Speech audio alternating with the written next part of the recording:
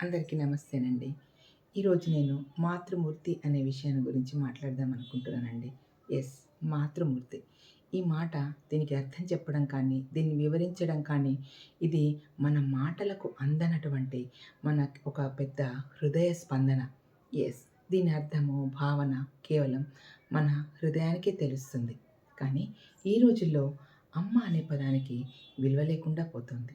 పిల్లల కోసం ఎన్ని త్యాగాలు చేస్తుందండి. తన ఆరోగ్యము, తన కెరియరు, తన సంతోషము, వారి ఎదుగుదలలోనే చూసుకుంటుంది. తన సంతోషం మొత్తం కూడా వాళ్ళ ఎదుగుతుంటే అందులోనే సంతోషపడుతుంటుందనమాట.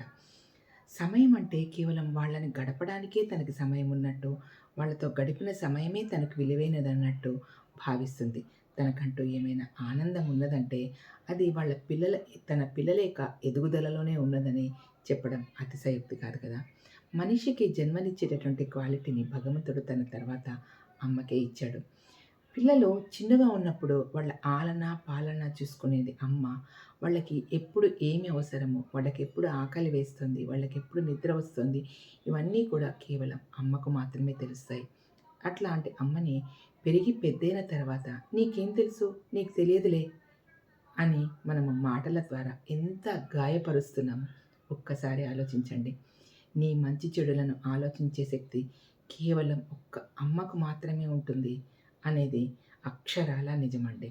అమ్మ నిన్ను నీడలా వెన్నంటి ఉండే ఒక అతీతమైన శక్తి. నీ గురించి ప్రతి నిమిషము, ప్రతి క్షణము కూడా మంచిని కోరుకునే ఏకైక వ్యక్తి కేవలం అమ్మ మాత్రమే.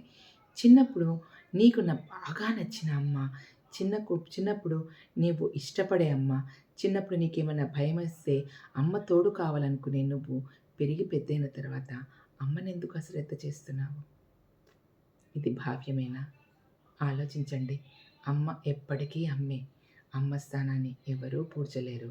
అమ్మ హృదయాన్ని ఎవరు కూడా గెలుచు గెలుచుకోలేరు. అమ్మ అంటే అమ్మే.